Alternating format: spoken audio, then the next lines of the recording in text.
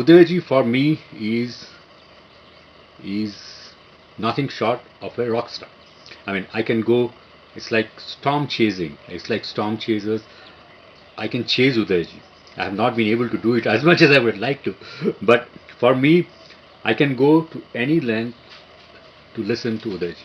I've listened to so much Dhrupad, and this is one person who is one of the contemporaries and is the only one who's actually doing things with his music that other people are not. I have a very good stereo at home and I listen to a lot of Dhrupad on that stereo, sitting right in the middle at a very, very healthy volume. And you always imagine Uday Bhavarkar sitting in the middle, but it's really interesting to sit in a place like this without the stereo system and actually have him there.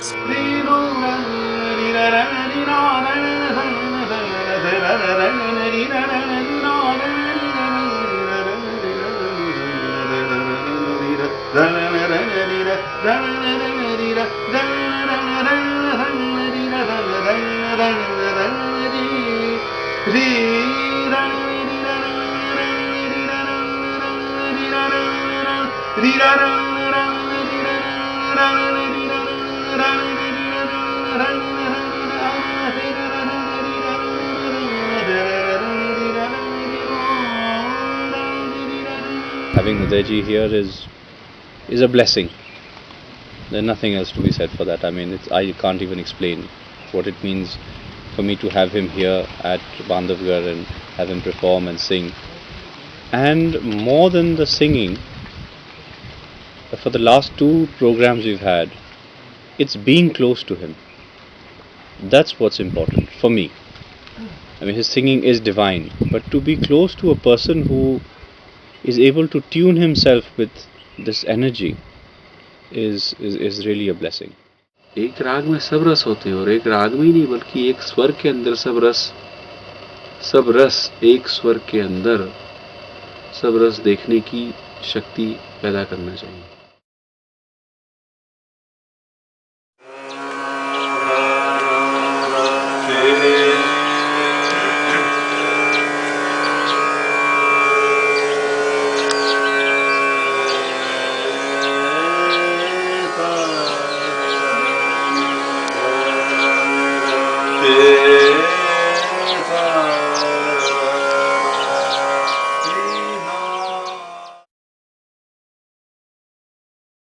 Talking about design and this place's design, it would be unfair to say that this is all I've thought of it, because I haven't. I've it's come from visiting so many places, meeting so many people, talking about ideas with so many people, their input into it.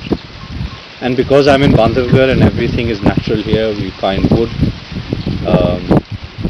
So I think it's just a blend of that sensibility and boredom. They keep coming back because they haven't experienced this before. They're very used to getting to a safari ride. They are used to holidays. But if there's a meaning attached to that holiday, if there's something purposeful at the end of that holiday, then they realize that it's a nicer experience.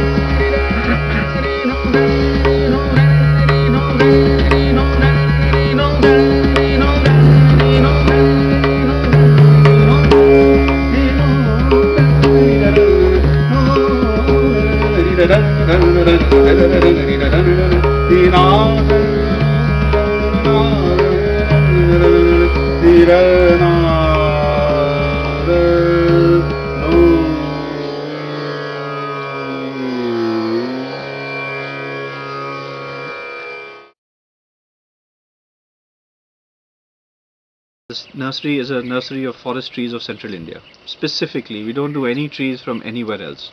It's only trees that were found in the jungles of Madhya Pradesh. And I wanted to do something in conservation. I didn't know what it was going to be. Now we've got these 25 species of indigenous plants which is only found here, which we've collected together, and we don't sell it because selling it's not been taken care of. We give it to a villager and he takes care of the plant. It never started out as a nursery. I met a person called Pradeep Kishan who wrote a very popular book called Trees of Delhi, and we came up with an idea that we're going to do a book on the jungle trees of central India. That's the idea. That's where it started. And in pursuit of this book, we spent 3 years photographing trees, finding trees, all these rare trees in MP, which are, now few species left. In Bandhavgarh has maybe 3 trees left. Kana has maybe 5 trees left of a different species. But he put in all this effort in finding all these trees for the book. And as he had to photograph them at different times or different stages of the year, he said, well, Dhruv, we're going there, we're looking at all these trees, why don't we collect the seeds? Because nobody done that. Nobody planted all these forest trees because no one really cares. Or hasn't cared as yet because they don't know.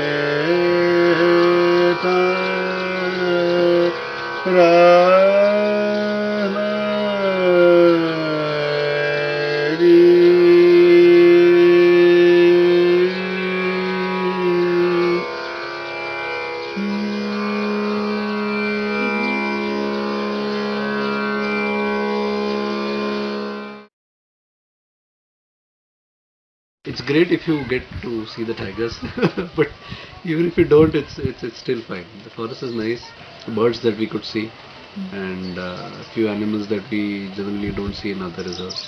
We saw a couple of jackals, and we did see a couple of tigers. I've been going to national parks and reserves for a while, for most of my life actually, and Bandhavgarh has proved to be the most interesting because it's doubled up with something like this where you get to listen to your favorite music and spend your free time going and looking at the wildlife in the forest. It's a stroke of luck when you see the tigers, which everyone is here for, and we've had that stroke of luck today. Certainly makes the whole thing worthwhile, at least this part of it. It's a beautiful forest and it has nearly 50 tigers, I think, which is a great thing. Someone's doing a good job.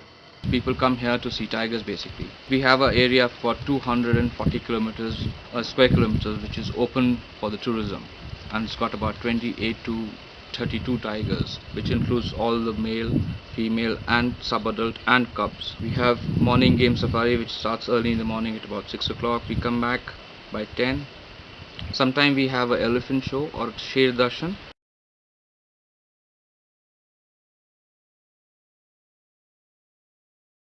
What gives us a lot of satisfaction is we create a space in which people come and they flower, so that 5 days they get inspired. Everybody gets into a space where there is peace and there is excitement, music, talking, conversations and learning. What works beautifully is also the way it's just complemented each other with Dhruv's world and our world and our desire to do this, and it's just blended without any theme. If you listen to Dhrupad over here in a jungle, not only over here, any kind of jungle, any kind of natural surrounding, you will understand the whole idea of music in a different perspective altogether. You get to go to different levels of spiritualism in the same place at the same time. 5 days of this kind of bliss is in your hectic schedule is really, it's a nice thing.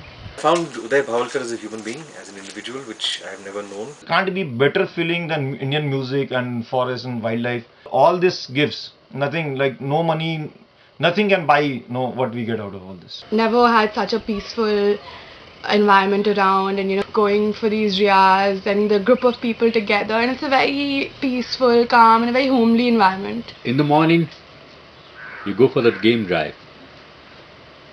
You watch tiger in wilderness.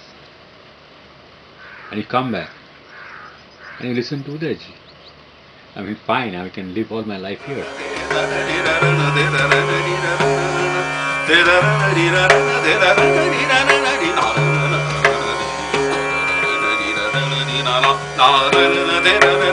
Na